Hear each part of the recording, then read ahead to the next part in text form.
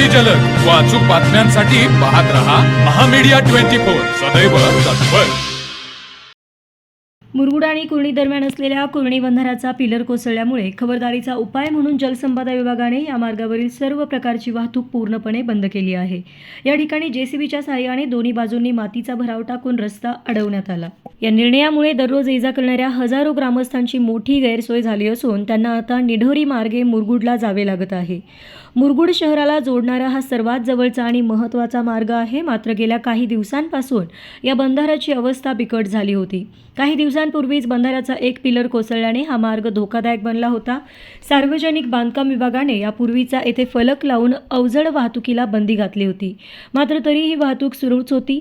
बंधाऱ्याची दुरवस्था आणि संभाव्य धोका लक्षात घेऊन जलसंपदा विभागाने जेसीबीच्या सहाय्याने बंधाऱ्याच्या दोन्ही बाजूंना भराव टाकला। यामुळे कुर्णी, कागल आणि परिसरातील गावातून मुरगुडकडे येणारी वाहतूक ठप्प झाली आहे। नागरिकांनी आता निढोरी गावाकडून वळसा घालून मुरगुड गाठण्यास सुरुवात केली आहे। हा बंधारा सध्या अत्यंत धोकादायक स्थितीत आहे। या ठिकाणी नवीन कामाला लवकरच सुरुवात होणार असल्याचे जलसंपदा विभागातर्फे सांगण्यात आलं आहे। मुरगुड हे परिसरातील मुख्य बाजारपेठेचं केंद्र आहे। शिक्षण, आरोग्य आणि व्यापारासाठी हजारो लोक दररोज याच मार्गाचा वापर करतात। मार्ग बंद झाल्यामुळे वेळेचा आणि इंधनाचा अपव्यय होत असल्याने प्रशासनाने या बंधाऱ्याचे काम युद्ध पातळीवर पूर्ण करावे अशी मागणी परिसरातील नागरिकांकडून होत आहे। तर मग चला सबस्क्राइब करायला विसरू नका महामीडिया 24 न्यूज चॅनलला। महामीडिया 24 सदैव तत्पर।